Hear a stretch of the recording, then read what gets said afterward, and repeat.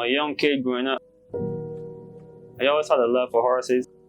I remember going to school fairs and I would go to the fair and my interest would just be to ride the horses, and I wouldn't want no snacks, no toys, nothing. I'd just spend all my money on horseback riding. My name is Teshawn Hazelwood and I'm an apprentice jockey in Barbados.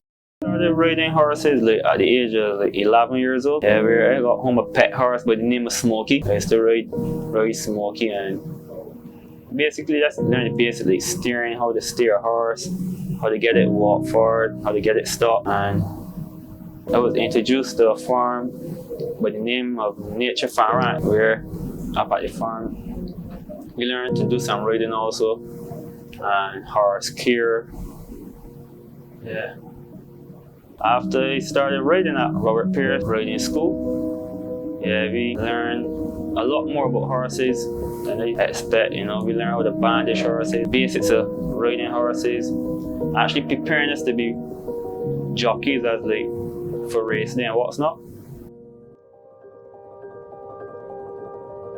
I met Teshawn 2 years ago at the horse charity when the horse charity first came on. We only had a small little arena.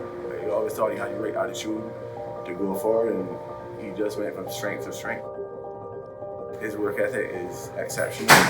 He works very hard every day. He rides all the horses, whether they're going slow, whether they're going fast. He's always been to work, very helpful. He works with me as a rider and as a trainer. I used to ride a lot of horses for me, obviously, as well.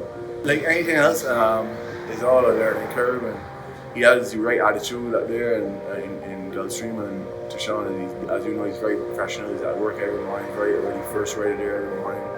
He carries himself very well. Everybody loves him, and it's gonna be hard at first, like anything else. Like any business you start, you gotta creep before you walk. And he's doing very, very well up there. And he just recently had his first ride. He ran 5th. I think he's gonna go far. Unfortunately, he's now starting, and in the Champions meet up there, so we got Irad Ortiz and brother and all the other very good riders coming in there for the winter, so it can be hard in the winter, but Safi has a plan for him and is going to work with him and give him some good horses, and then he's already arranged an agent for him and stuff. Very, very good. Most of the riders that you try to know have come through my school. As always, as a trainer, it's very rewarding when my students ride for me and be successful for me. We show a lot of respect to one another and a lot of love towards one another, and it was always very special when he moved. My very first ride was on a horse called Zakata. It was an apprentice race. Robert Pierce is the trainer of the horse also. Robert gave me my first 3 career ride. I was excited because all the other apprentices in the race came through the same Robert Pierce riding school, so it was come like a bragging race, like who's going to win the race and what's not. When I get on the horse in the parade ring, I remember Robert Pierce telling me that he wished me all the best and this horse runs much better forwardly play. As I got into the gates, is when the nerves actually started, because it was actually showtime now. The moment the gates flew, all those nerves went through the door, and it was just, the race was on.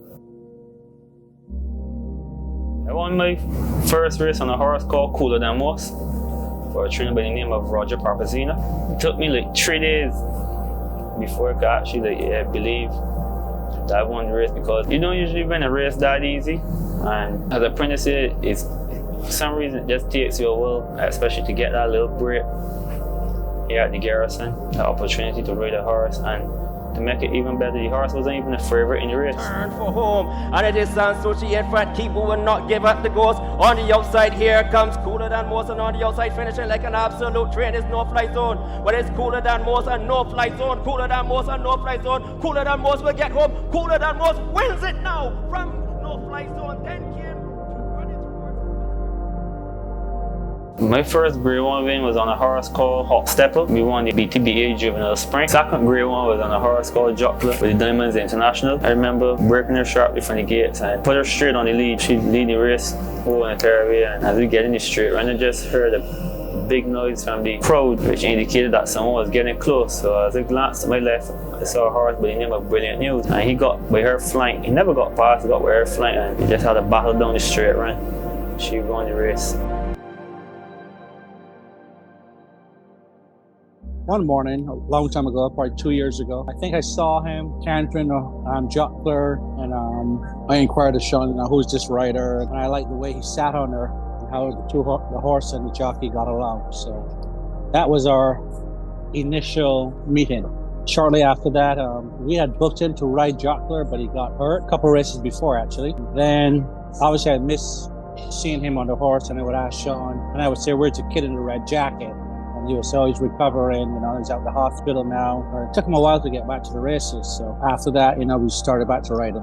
Obviously, he had the talent to be a rider, but he had an undaunted dedication. He was there every day, got on the horses, and just seemed to get along with all the horses really well. We felt obligated to give him a start, and we figured, okay, let him ride jockler first start, and then we'll see and go from there. But I would say that his dedication was the key to the whole thing. I mean, that's why we stuck with him through thick and thin. I would like to thank the owners and the trainers for putting their trust in me to ride their horses. Along with, I would like to thank my friends and family, and a special thanks to Charles Williams and Darren Clark.